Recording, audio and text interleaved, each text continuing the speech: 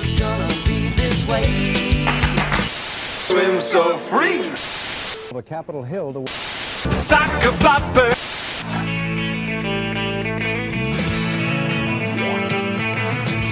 No one told you life was gonna be this way. Your job's a joke, you broke, your love life's the old way. It's like you're always stuck in second gear. When it hasn't been your day, a week, a month, or even your year. But I'll be there for you. Hello, and welcome to another edition of Tune In Next Week, the podcast where we break down and review classic TV of yesteryear and beyond. I am your host, Brian, and with me is my co-host, John. What's up, dude? I know that voice. Welcome back, sir. Hi, how are you? I'm well. How are you? How was your little vacation hiatus Feeling thing? good? Feeling refreshed? Awesome. Got a lot of reading done. Got Awesome. a lot of TV watching done. Excellent. I That's did a appropriate lot of for this podcast. did a lot of drinking and a lot of walking as well. Excellent. And when by drinking, we mean drinking water, right? Fire water. Fireball? Fireball whiskey was not consumed. Okay. I tend to avoid Fireball whiskey after drinking copious amounts of it in my sordid past. But Fireball has made its appearance in the studio here during Tune In Next Week. It has. It does mix well with soda, ginger ale, Sprite. It really does. Yeah. It really does. But welcome back, man. Glad to have you back. Feels good to be back. Excellent. And I want to one more time shout out Maurice and say thanks again for stepping in last week. Had a good time with him. Did some fun with Knight Rider. It was awesome to hear Maurice again. Hopefully we can have him back. Absolutely. Yeah, I really liked Maurice.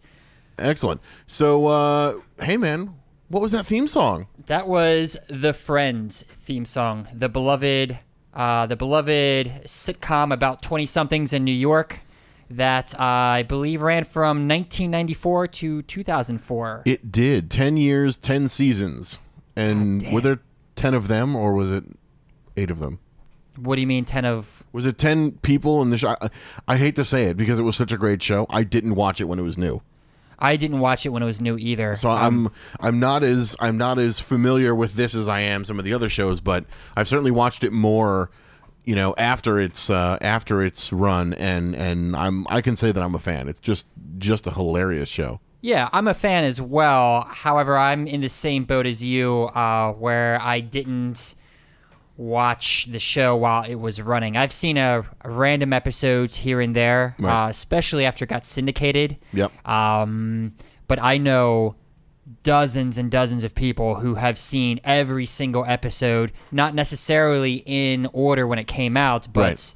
This show is beloved. Yeah, it really is. It really is. And I took on to this show the same way I took on like Everybody Loves Raymond. I didn't watch that when it was new, but afterwards I became a fan of it because that show is really funny too. We ought to do that one too. We should. That show I've seen every episode of Everybody Loves Raymond. Excellent. Yeah. Well, we will Big certainly fan. have to we'll have to work that in there. So yeah, Friends, and we're doing season 5, episode 16. And one thing I love about Friends episodes is they always call them the one with the something. Because it's almost like they anticipate you're going to call it that when you're, talking about the episode with your buddies at work, and you're like, oh, hey, did you see the one with the cop? Or did you see the one with Unagi? Or did you see the one with, whatever? These shows are so quotable, but I think it's great that they have these names. Right. And that was funny to me because coming back to watch this show, the episodes I had seen, no idea what they were called or anything like that. So coming back, and I was actually surprised when we picked this, and I went to look for the episode, and I just saw what you just said. All of them were called the one with this, the one with that, the one with the third. Yeah. So it was really cool. Yeah, and these names mean a lot more, I think, and they're a little bit more relatable than, for example, you take I don't know, like the Star Trek Next Generation with Timescape. It's a show about something with time. The episode has something to do with time. It's a vast, but epic name. It's the name is not as relatable, or they show it once really quick in the beginning of the episode and that's it. Whereas this one, like there's a cop involved with this, and it's like, I don't know that I would have named this episode the one with the cop. I might have named it something else because I think there's something, and we're going to talk about it, but there's something about the episode I think that's a little bit more memorable than the cop.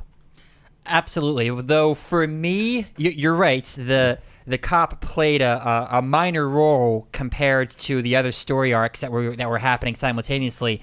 But for me, I was very excited when I saw Michael Rapaport as the cop in this episode. Sure. There was another detail that was more memorable, and I think that would have warranted being the title more. Does that make sense? It does. Would you have called it the one with the couch? Yes. I totally would have, because I don't remember, or like the one with Ross's new couch. You know, like I don't know that I would, or because I wouldn't have called it the one with Pivot.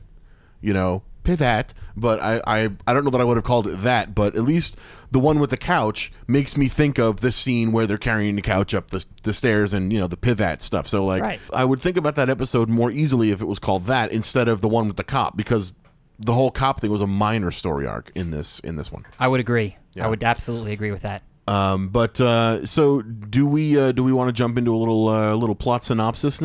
Just so we can say that we did it first. Let's pop the briefcase open. Bust out some of our paperwork and handle our business. I think that's a good idea. So basically, first and foremost, want to say thanks so much to the folks at JB Recording. That is the recording studio where we prepared these lovely podcasts for all you fantastic friends of ours.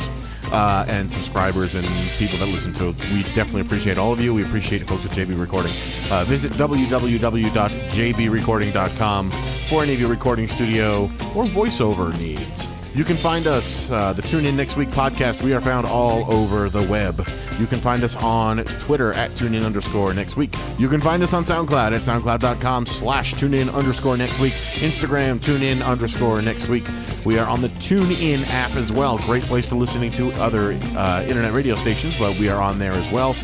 Just go to TuneIn.com, search for Tune In Next Week. We do have a live episode coming up on Mother's Day. That's Sunday, May 8th. Time is to be determined, so follow us on Twitter at TuneIn_Next Week so you can know when to tune in for that. It's going to be a live stream direct to YouTube, complete with video. So you will see us in the studio in addition to hearing us do what it is that we do. Let's see. Anything else? Did I miss anything? It all sounds legit to me. Beautiful. All right, so we're going to go ahead and slam the briefcase shut and jump into the episode. Yes. So this episode, you mentioned already, Season 5, Episode 16. It aired February 25th, 1999. Yeah. Directed by Andrew, I want to say Tsao, Tsao. Yes. And it was created by David Crane and Marta Kaufman. Yep. Written by Gigi McCreary, Perry Rain, and Alicia Varanidis, if I'm saying that right. Good enough for me. So we got a plot synopsis here. I have the one from IMDb. Do you have any different one? No, the one from Netflix was kind of... It was kind of short. Yeah. Joey has a dream about Monica and becomes convinced he's in love with her. Meanwhile, Phoebe finds a police badge in Central Perk, and Ross tries to get his new sofa into his apartment. Okay, so, and by the way, for those who are keeping score at home, you can watch Friends on Netflix and iTunes. I did not see it on Hulu. It's not on Hulu. I looked there. Yeah, so just Netflix and iTunes, and I don't think it's on Amazon. I didn't even check Amazon. Yeah, I didn't see it, because I did a search for Friends on Amazon Video, and I saw, like, Friends of the Polar Bear or something. I didn't see...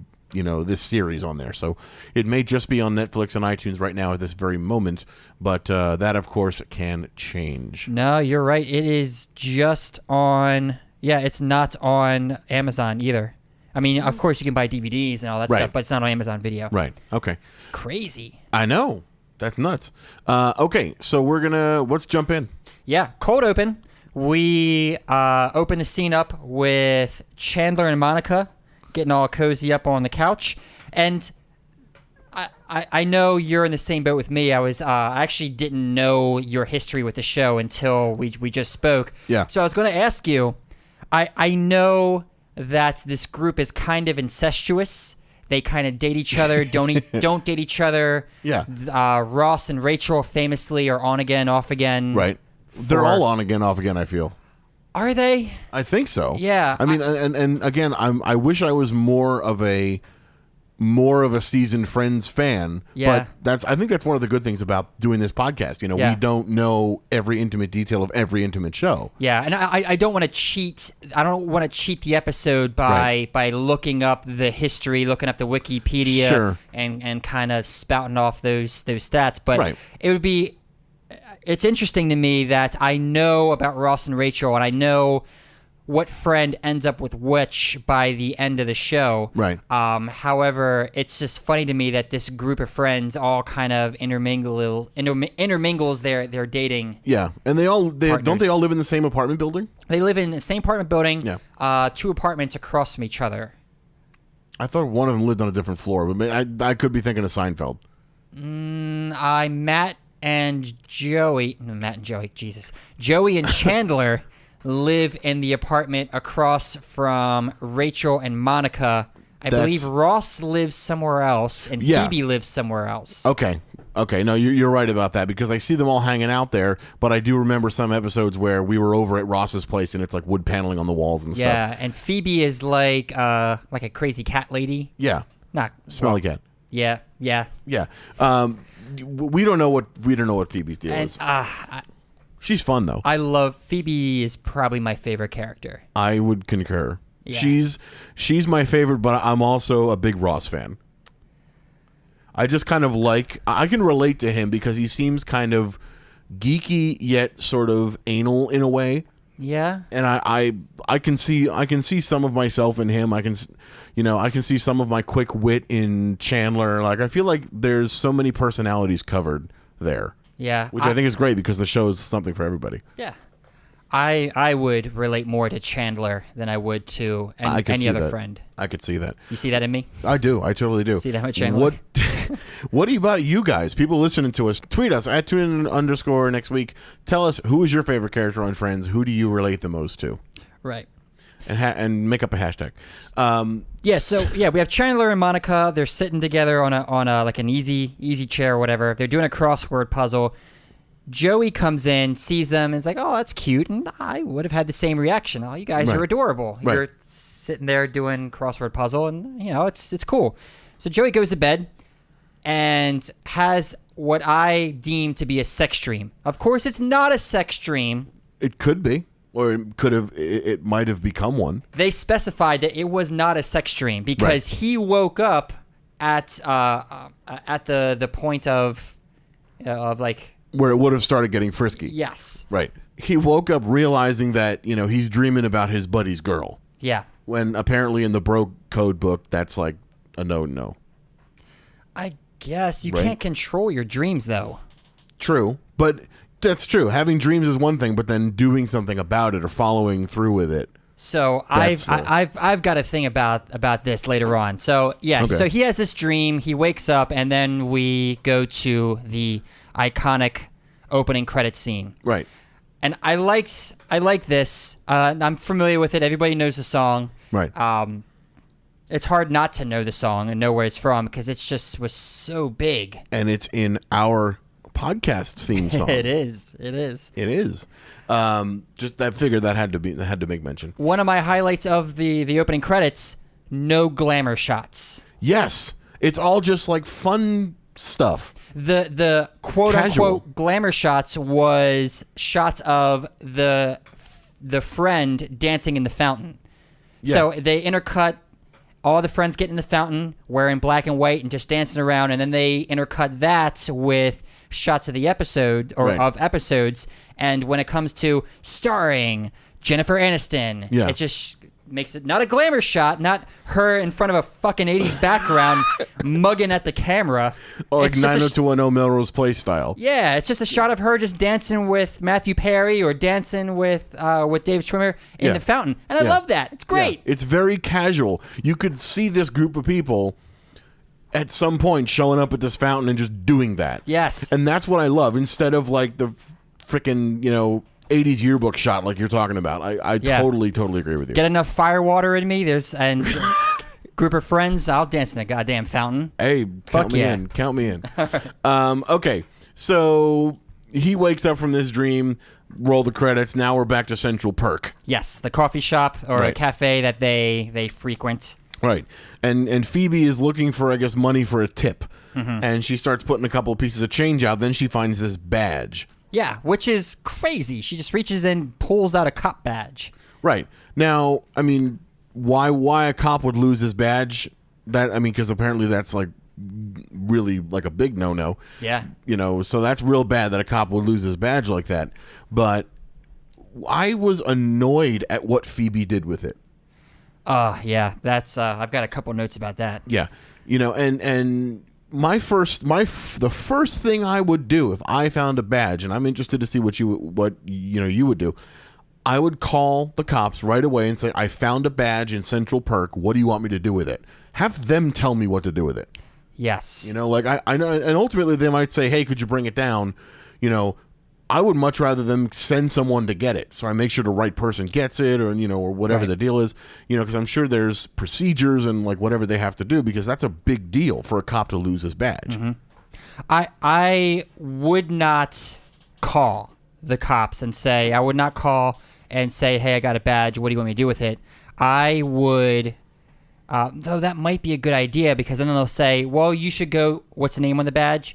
Go to this precinct. Exactly. Drop it off. So maybe that's a good idea, but my initial instinct would not be to call. Yeah. I would kind of pass it around my group of friends. Hey, look at this. This is crazy. Look at this guy. Yeah. This is, what's his name in the show? This is Gary. Yeah. Wow, Officer Gary is such a dumbass. He's just, what kind of jeans is he wearing that he just drops his badge in the seat of this chair here? But Yeah. I would then take it to the closest police station and drop it off and let them deal about it. Oh, wrong precinct? Fuck you. You handle it. Take it to where it needs to go. Yeah. Not that either course of action is right or wrong, but one course of action is wrong, and that's to hold on to it and harass everybody who and play cop. Yeah. Yeah. Yeah. I couldn't imagine a worse cop than Phoebe Buffet. I don't think she makes a good cop. No, she doesn't. No. But that's debatable on who would be a worse cop. Yeah, good point. Okay, so she finds this badge and she's like, hey, I'm going to do something. Then Joey shows up and you could see this, like, I don't know. Were you feeling just massive tension? Yeah, and I have a big problem with this. Me too. Real big problem. You have I'm just going to call it a sex dream. Sure. I know it's not, but whatever. Borderline sex. I'm going to call it a sex dream. He comes in and he just goes ashen. He looks at Monica, looks at Chandler, and just starts acting like a weirdo. It's almost acting like they fucked and then he regrets it. I understand feeling bad about having this dream. You're guilty about having this dream and you may feel uncomfortable about it because you're around your friends now who were the subject of this dream. Right. However, Joey's profession is an actor. He's a professional actor in this show. Right. Get it to goddamn together. I agree. Like you don't have control over your emotions to just kind of play it off and just. I understand being affected, greatly affected by a dream. That's natural. I've been moved and become affected by dreams. Oh, but yeah. not Oh, to yeah. the point where I'm visibly shaken. I don't know. I don't get. I completely agree with you. I'm not really Completely. enunciating this. No, I get your message completely, because it's, you're right. He is an actor. He should be able, but he's a grown man too. Yeah. He should be able to contain his emotions, not act like a 16-year-old boy the first time a girl kisses him. Yeah. Like, he should get it together. And yeah. But he does the right thing. He does talk about it later on. But Chandler and Monica don't appear very fazed by this anyway. Any later normal, on. any normal, socially adjusted person wouldn't be that fazed by it. It would be interesting. We're like, man, what's at the most? It'd be like, well, why are you having dreams about Monica? They would give him some ribbing about it, but Right, they of course. wouldn't. mean, you can't control your dreams. Right, exactly. I mean, you know, if that came up between us, I'd be like, oh, that's interesting. Yeah. And then that's it, you know, but you know, if he had gone after Monica and being like, I can't stop dreaming about you, blah blah blah blah, and then like, you know, steals her away from him, that's a whole different story. But if all he's doing is dreaming about it, I mean, like, you can't fault him for it, but also he's got to know how to deal with that. That episode will be called the one where Joey ruins the friendship. Yeah. Yeah, exactly. Cool. I was actually going to ask you about that too. Have you ever had a dream like that before? I have had dreams that have moved me in a certain way, but I never allowed it to get the better of my behavior. Yes. I have also had I've had dreams like that also. But I've never acted like a fool. Like a fool. Yeah. That's a good adjective. I've had dreams like that before. I've never acted on them because to me it's ridiculous to have my life be guided by something that I can't control. I agree. You could get ideas from it, or you could learn from it, which I think is the point of dreams, but not to carry them out. I've definitely been inspired by some of my dreams and have done things based off of that inspiration. Right. But not like a sex dream that made me act like a weirdo in front of my friends. Yeah, exactly. And you could tell they were all visibly, they noticed what was going on. Yeah. But anyway, so now we're at the couch store, and Ross is couch shopping. He's there with Rachel. Rachel, yes. And they're couch shopping.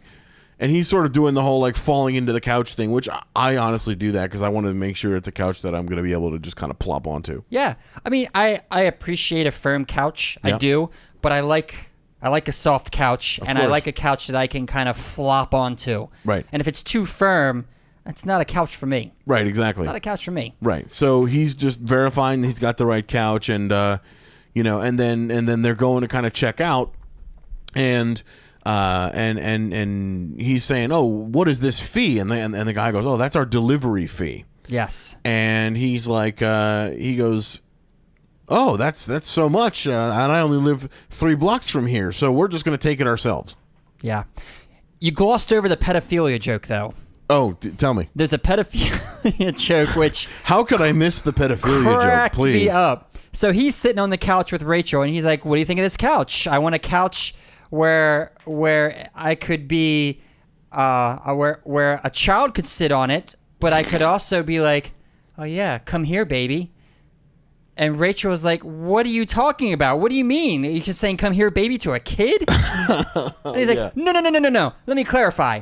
It would be good enough for a child to sit on, but I could also, if the child's not present, say, come here, baby, to a woman. But Right. the way he phrased it made it sound like it'd be good enough for a child to sit on, and I could be like, come here, baby. And he kind of rubs the couch. Oh, God. Yeah. Yeah. So he quickly clarified that for Rachel, but that cracked me up. I paused Yeah. it for a minute while I had to recover from that one. But yeah, so the sales guy comes out. Hey, you've got a delivery charge. It's as much as the couch itself. Ross is like, no thanks. Rachel and I are going to take the couch ourselves 3 blocks. Which I would highly doubt the delivery fee would be 100% of the value of the couch. I would doubt that also, but I wouldn't doubt that it would be super expensive in New York, especially considering you've got to take this upstairs. Yes. There are rarely elevators that would accommodate furniture of that size. Correct. So Correct. I can understand an expensive delivery fee. Of course, but I do not agree with it being the same as the couch price. You know, like if it's a $400 couch and you're going to pay $400 to have it delivered, that doesn't make sense to me. Right. You know. But anyway, moving on. So Ross and Rachel pick it up, and I had an issue with this conversation, this whole bit right here. Oh yeah. Because the sales guy's just kind of being nice and saying, "Hey, you guys enjoy the couch," and rather than just saying "cool, thanks" and just carrying it out, you know, it doesn't matter to the sales guy whether they're a couple or not. But Ross has to go through their prior sexual history.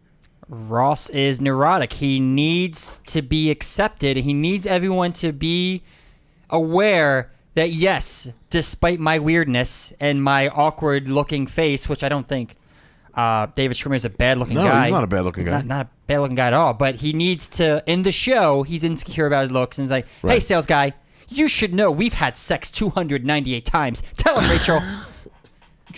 I mean, if I were Rachel, I'd be mortified. She was. I do not need people knowing my sexual exploits. She didn't even know they had sex 298 times. Let me ask you, if your girlfriend said, told some other person, hey, we've had sex 306 times, would you want to know a number? Like, would you want to know that number? Or is it kind of irrelevant? Well, let me. If it's my For me, I would say it's irrelevant. it is and it isn't. If my girlfriend brought this up, I'd be shocked. I'm like, wow, you're tallying this? Yeah. It's a little strange, but on the other hand, it's kind of hot. Also, Sure. I'm kind of into that you're into me enough to keep score. That's, Okay. kind of crazy. However, Ross and Rachel have been apart for 2 years. Ross had been married since and has been with other people. Right, okay. So the fact that he still has this number in his head and still needs everybody to know, hey, I've been with Rachel. Right. It's very creepy to me. I agree, and that's a little nuts to me. Yes. That's a little nuts. But anyway, moving on, they carry the couch out. They carry the couch out, and now we're outside at Central Park, and we start to see Phoebe being stupid with her badge that she just found. Yeah. There's a woman who puts her cigarette out on the tree, and I guess Phoebe is a bit of a tree hugger. She's a little bit of a environmentalist, so she kind of exacts her revenge on this poor woman. Well, Yeah. I want to say this poor woman. She should not have put her cigarette out on the tree. That's not right. But, she could have put it out on the ground, or she could have, knelt down, extinguished the cigarette, and then disposed of it properly. Because I know some people will just throw it on the ground and stifle it with their shoe and leave it on the ground. It's a tree. It's a Yeah. goddamn tree. It's not hurting the tree. And Right. if you want to get technical about it, the tree has bark on it to protect itself from things like this. Exactly. So, Phoebe, way out of line. Granted, the smoker shouldn't have left the butt on the ground. That I disagree with. You Yeah. shouldn't litter the ground with Right. your butts. Right. Near the end of my smoking era, I would kind of twist the end of the cigarette out and the nicotine out, and I would kind of stomp it on the ground. But then I would keep the butt in my pocket. If there were no trash can nearby, I would Yeah. keep it with me until I could dispose of it properly. Yeah. That's the environmentally conscious thing to I do. even stopped flicking them out the window, which was if you're a smoker and you smoke in your car, that's one of the worst things that you can do. Oh, yeah. But at the near the end there, I even started to just keep the butts in the ashtray. Yeah. Until I could knock them out later. But Yeah. yeah, Phoebe stepping over the line. I get the fact that littering's bad. Right. But impersonating a police officer is even worse. To force somebody to apologize to a tree. I don't even think a real cop would have even made mention of it. I think a real cop would have probably just went along their way. A real cop would have, because they have better things to deal with. But Right. if they were feeling extra coppy, I guess, they Yeah. would probably say something about the litter. Right. Maybe write her a ticket. Sure. But Right. a New York cop, probably not. They'd probably just move about their day. Right. Or maybe say something like, "Hey, you should put that out there," Yeah. and then just move about their day. So Phoebe's being stupid. Yeah, it was funny how she handled it, calling for backup and cancel backup and kind of looking around. I love Phoebe and I love those mannerisms about Right. her. I just didn't like the situation. I agree. So now we have a attempt number 1 with the couch. Back with Ross and Rachel. Right. And so now they're trying to carry this couch up, up a flight of stairs that basically goes around, in like a square type of configuration. So there's turns. So, he's trying to figure out the best way to do this. And being as anal and sort of analytical as he should have been more prepared. And just to continue here, as someone that has lived in an apartment where it's difficult to get things into, you have to take that into account when you go to buy something that's physically large. Yeah. You know, so like when I bought I have a 2-piece sectional.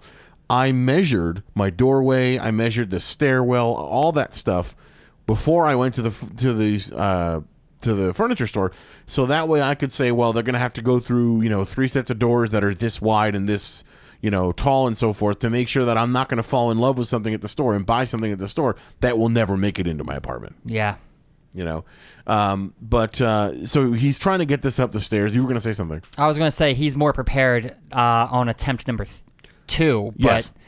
But attempt number 2, he kind of came up with that diagram in the moment. Yeah. So he wasn't prepared initially. Yeah, you're right. Yeah. But so they try to carry the thing up, and he's saying, okay, turn it, and then they drop it. So like, okay, so this is just not a good idea. Right. Now, and I want to say this carefully because I don't want to offend anybody, but if you're going to carry a couch up the stairs, it's going to take more than 2 people. I think. I would think so, especially 3. somebody that style of wraparound staircase. They were trying to bring it up with the support beam. Yeah. At the bottom of the second landing. Yeah.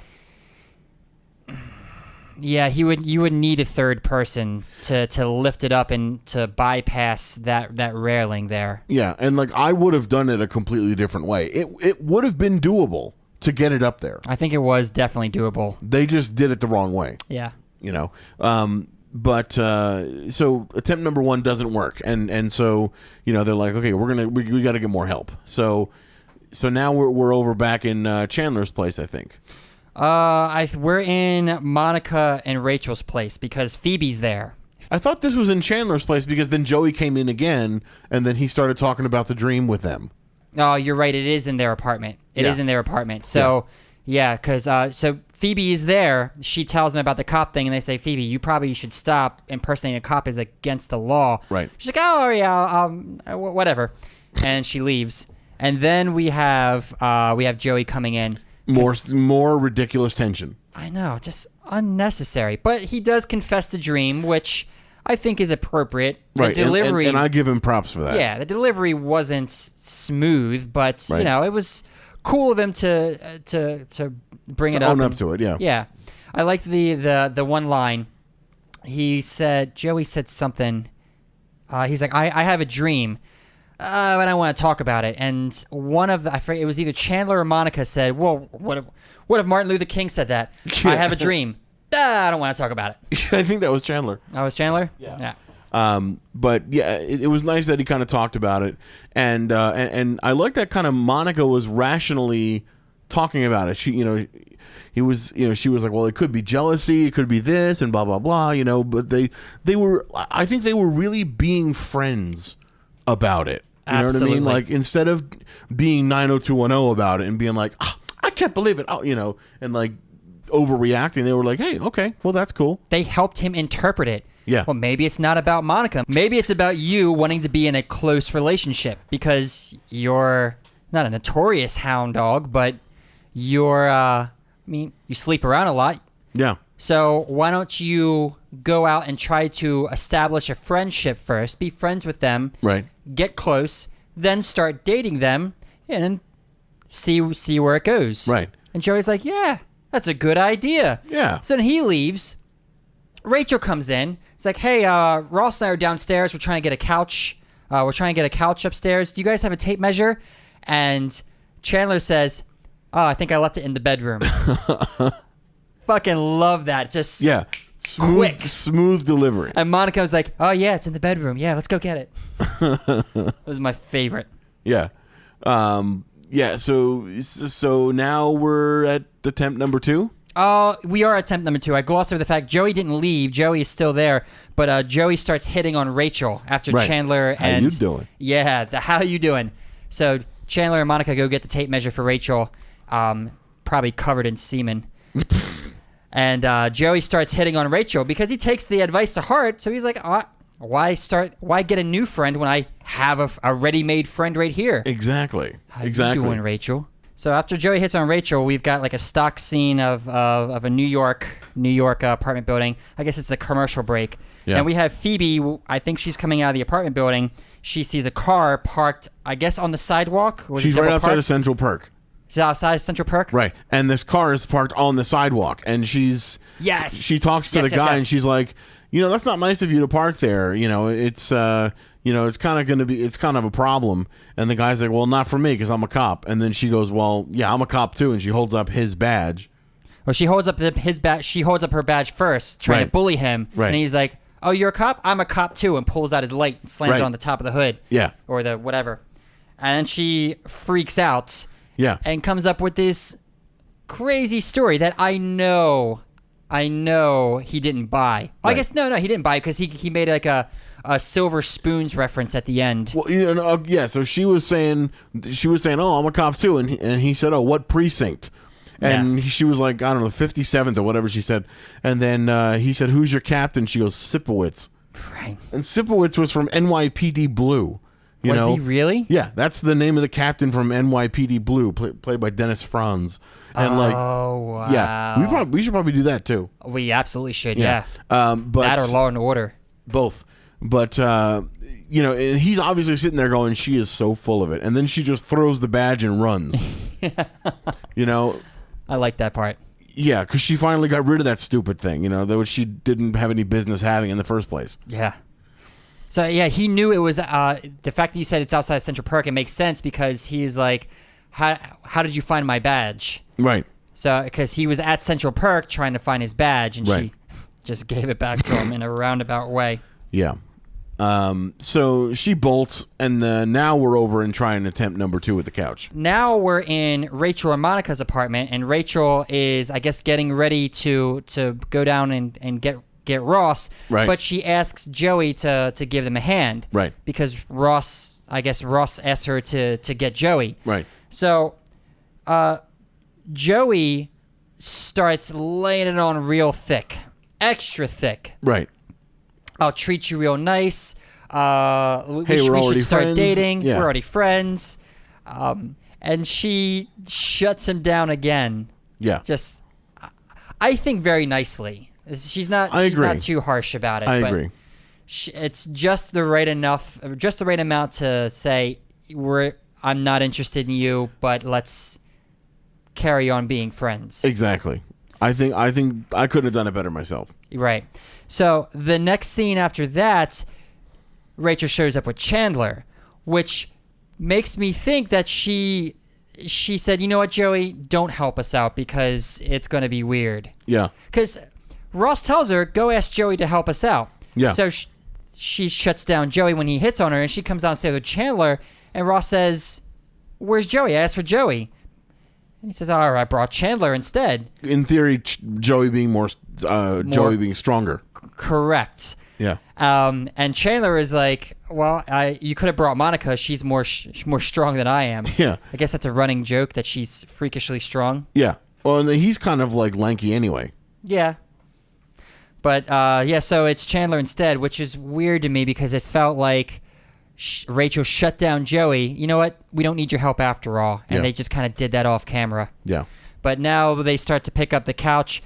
There was one spot. So Chandler drew himself a little diagram. Ross did. Ross drew a diagram. Yeah.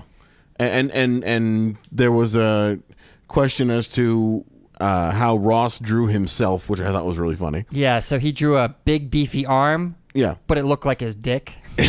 In theory, because the camera never showed the drawing. But he was apparently drawing how to get the couch up the stairs, and then they start carrying the couch up in one of the funniest sequences in this show I have ever seen. Right. And Ross is basically commanding the ship here, and he's like, "Okay, turn, pivot, trying to get everybody to essentially, I guess, rotate the couch, or like what was he trying to get them to accomplish by saying pivot? I think he was trying to get them to lift the couch and turn it so it would avoid that center beam on the second landing. So to like spin it on a horizontal axis, like up the stairs, or like because I'm looking. The ceiling looks like it's fairly low, so I don't know that they would have been able to stand it up.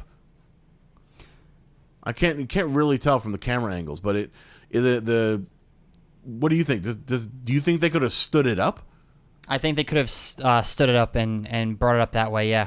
When you're carrying something this big, you want to try to make it as small as possible. Yes. And right now, the length is counting against them, but the width and the height are measurements that will fit the area they're trying to move it in. When I've moved couches in and out of apartments and stairs, and you're avoiding the back of the couch and the Right. armrests, you want them to avoid the door jams, so you twist. So I think when he says pivot, think he means twist. So twist Yeah. it so the arm avoids it, and then twist it some more so the back avoids it. Right.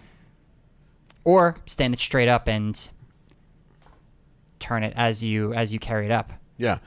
I think either way, this is pretty damn funny. Yeah. So obviously, then they get it stuck, which basically ends that attempt to get it upstairs. Right. And let's see. Okay. And we have Joey coming home from acting class. Yes, and now we're back at Chandler's. So Joey comes home. The next scene, Joey comes home from acting class, and Rachel, Chandler, and Monica, they all ask about new friends that he made, because he was going to go out and make new friends so he can build a foundation to begin dating one of these friends. Right. Well, it turns out the friendship line, "Let's be friends first," was the greatest pickup line he's ever had, because it turned into not only him sleeping with a potential friend, but that friend's roommate as well. Yes. So the advice, while well-intentioned, backfired, because Joey just can't help himself but have sex with anybody who offers sex to him. Yeah, exactly. So that kind of backfired on him. Yeah. So after this, Joey leaves, and he comes into the other apartment Right. with a pizza Yeah. that he found in the hallway. Yeah. So everyone is in the next apartment now. Yes. So just to be clear, Joey is in the apartment, and Chandler's in his apartment Yes. with Monica and Rachel. Yeah. With Chandler. Yeah. They're talking about him coming home from his acting class. Right. He sleeps with everybody, the friends of the acting class. Right. The next scene is him walking into the apartment. Well, he leaves. Right. And then the next scene is him walking into the apartment across the hall, Rachel and Monica's, with a pizza that he found in the hallway, and the whole gang is there. Yeah. So there's a little continuity, a little glitch in continuity there. It's not just here, but this is the most glaring example of it. Yeah. So that happens. This could be 2 minutes later in the same day. Yeah. So that's a little, yeah, that's a good point. That's Yeah. a little weird. So anyway, he comes in with the pizza. He eats the pizza. Everyone starts eating the pizza. He says, "Oh, yeah, can you believe I just found this in the hallway?" And everyone's like, "Oh, no," and they just put it down. So then we get a knock on the door, and it's like, "Hey, it's NYPD. I'm here for Phoebe." But Joey immediately thinks, "Oh, my God, they're here for the pizza. They're here for the pizza." So he puts the pizza under the couch. Yeah. And Michael Rappaport says, "I'm here for Phoebe."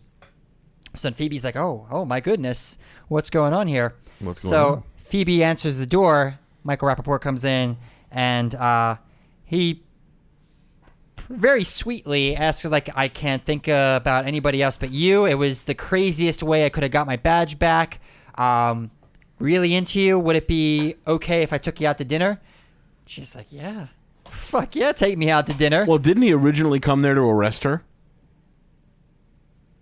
He may have given off that vibe. Yeah. I don't think it was his intention to arrest her. I think Okay. it was him trying to scare them into letting him in. Right. And being kind of aggressive so he can catch her off guard to ask her out. Right. That's the vibe I got from it. Yeah. Did you get the vibe that he came to arrest her and then changed his mind?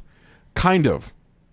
Interesting. Yeah, I because if if all he was doing, because he said that he was able to find Phoebe because her prints were all over his badge. Yeah. So he's utilizing his cop resources to lift fingerprints off his badge, run them through the computer, find out who they are, then go to the last known address for her. You know, like, you can't just do all that and then just use it to get a girl's number, you know, or get information. You know, you only do that if that's going to lead up to an arrest. You know, so like that's just a gross misuse of power. I agree. You know, however, if he was going to come to arrest her, I would hope that he would bring backup with him. This is true because we don't know if she's some kind of a psycho killer. Not a psycho killer, but definitely somebody with an arrest record. Right, exactly. He mentioned that there are some weird things on her record that she was arrested for. Right. Which she didn't want to go into right then and there. Understandably so. But you're right. So they kind of he turns it into a way to ask her out, and she's like, "Oh yeah, I'll go out with you." Yeah. And then she walks out the door and roll credits. Yeah. And not only roll credits, but I love shows that do this. They roll credits over the end scene. Yes. And the end scene is one of my favorites of the episode. Yep. Ross returning the couch, cut in half for store credit. Yes. And I love sassy women. I'm glad you said that. And there is a sassy woman salesperson that he's dealing with, and she's like, I am not giving you store credit for that. And she's like, I will give you store credit for the value of the couch, which is $4. Yes. And he takes it. He takes it, yeah. Which is great. What? Well, I think it's stupid because he probably paid a couple of $100 for the couch. Easy. And he returned it for $4. So he basically is out $396 for a couch that he was unable to pivot. Hey, he cut it in half. He True. marked it all up. It's accidental damage. That saleswoman is Aloma Wright. She is Nurse Roberts in Scrubs. Oh, okay. I love this actress. She was also she started off in Days in Our Lives. Days of Our Lives, nice. Yes. You know who she reminded me of? Harriet Winslow. Harriet motherfucking Winslow. Yes. Baby. If she called I ain't him gonna baby, let you return that couch, baby. if she called him baby, I would have lost my shit. Yeah. I really wish it was Harriet Winslow in a cameo. She got a new job. She doesn't work for the Chicago Chronicle. She moved to New York and sells couches now. Yeah, that would be out of control tie-in, and I would have loved that. Yeah. But I equally love that Aloma Wright was in it. I love her. She's so sassy. Yeah. But so anyway, that's the finale. That's the end of the show. Great episode. Certainly one that one of my favorite Friends episodes for sure. And I'm definitely going to watch Friends from start to the end. 'Cause I've done it with Frasier a number of times, and it's just such a fun show to watch. I've watched a couple episodes, probably like 3 or 4 episodes that immediately followed this one that we watched. Okay. And kind of followed the story arcs between Gary and Phoebe and some of the other goings-ons of the Friends. Yeah. Who's Gary? Oh, the cop. Yeah. Michael Rappaport. Yes. Okay. Fuck yeah, Michael Rappaport. Nice. So highlights and lowlights for this episode. Now, I'll start with my high point of this episode. My highlight of the episode was the pivot scene. They're trying to get the couch up in this sort of unplanned and just ridiculous shenanigans way. You know, like there was no thought process to it. It was basically just, it was a shit show from the beginning, but it's hilarious. That's my favorite scene in the entire episode. My favorite part of that scene is the implied dick joke on the yeah, of course. Yeah, on the notepad that he wrote there. Right. That's your highlight? Yes. My highlight is the whole scene that kind of bleeds into the second scene of Joey confessing his dream to Chandler and Monica. We kind of touched on this a bit earlier. The fact that they don't ridicule Joey, they help him interpret the dream and work through it. I really like that. Me too. The dick joke about Chandler and the tape measure. Yeah. I everything about that scene start to finish. and I liked how it bled into the next scene with Rachel. So while the focus is really on Chandler, Monica, and Rachel, Right. I liked how it also tied in Joey's story arc with the other two. Right. So that was my favorite point of the episode. Cool. I love the writing. That was my highlight. Awesome. How about your low light? My low light is the distorted timeline. Okay. Now, I went back and paid attention to the wardrobe of the characters from start to finish. Okay. I didn't watch the whole episode again, but I made note of what each character was wearing. The only wardrobe change was Monica. She started off the episode wearing Joey's sweatshirt. Right. She ended the next scene, and for the rest of the episode, she was wearing the sweatpants and the zip up hoodie, the zip up Harlem hoodie. Okay. So every character, same outfit. So I assume based off of that, this whole episode takes place start to finish in one day. Now Makes there's a sense. little bit of confusion there because we go from Central Perk. Phoebe gets the cop badge, and then we jump to Ross and Rachel at the couch place, and then we jump back to Phoebe, who I think has just stepped out of Central Perk. But Right. so some time has passed, and it's not clear how much time has passed. Yeah. This is one of those where I think time kind of doesn't really exist almost. You know, because you're just watching like day-to-day lives of people, and they don't really take time into effect. No. They don't take time into account. Joey gets some advice from his friends. He leaves, goes to an acting class. How long is his class? Is it an hour? Is it a half hour? Right. What happens? Right. He comes back. Apparently, he's had sex right after with two people right Yeah. after the acting class. So apparently it didn't last very long. Maybe. Yeah. Maybe not. But then there's the other thing where he's talking to a group of friends in his apartment, and he's talking to the rest of the gang, including the people from the first apartment. Right. Right after that, he had time to go downstairs, pick up a pizza, and come back. So there's just like a weird distortion Yeah. of timeline. So I agree. I really don't have a negative thing to say about the episode, except that I was a little confused and was able to go back and pick apart the episode based off of the timeline and where the characters were and how they were interacting with each other. Yeah. I know it's a little convoluted and so Yeah. I'm blowing it up a little bit, but that's really the point of this. Yeah, this I podcast. agree. I agree. And on that note, my low light of this is Ross's cheapness. You know, as someone who grew up in New Jersey and someone who I spent plenty of time in New York, you know, you in a situation like that, you do not want to have to walk. If you can avoid it, you do not want to have to walk carrying something very large. You know, New York City, when you walk down the street in New York City, you are not alone. You're going to have plenty of company with you, to the tune of probably 200 to 300 people walking down a city block at any given moment. So if you are willing to carry a couch 3 city blocks, you are invoking misery upon yourself. And it is worth every penny to have a company deliver a couch to you, or anything for that matter. If he had bought a refrigerator, if he had bought a, whatever, have that delivered. Pay the friggin' price. Because you know what? Now it is on the department stores, it's on the couch store to get that couch to you safely. If they're not able to carry it up the stairs, it's their problem to get it back to the store safely. It's not your problem. You get your money back. It doesn't fit, or maybe there's a restocking fee they charge you or whatever. But you are offloading that responsibility to safely transport that couch to someone that A, does it all the time, B, has ample able-bodied appropriate staff to do it. And finally, you're taking that responsibility off of yourself, like financially. So, like Ross's cheapness, that annoyed me. I was like, dude, you live in Manhattan.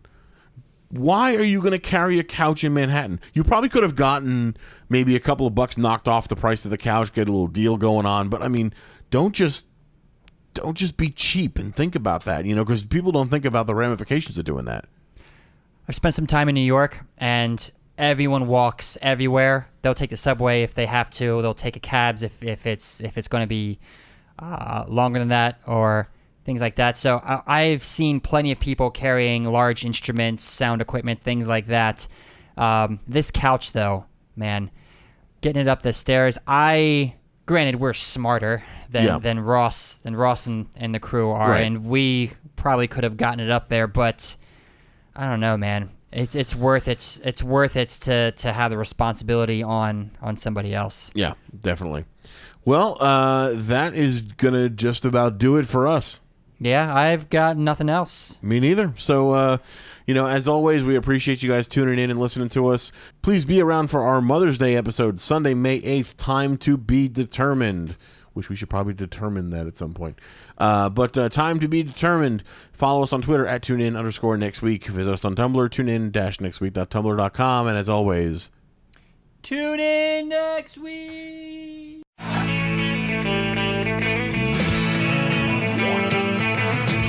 No one told you life was gonna be this way. Your job's a joke, you broke, your love life's the old way. It's like you're always stuck in second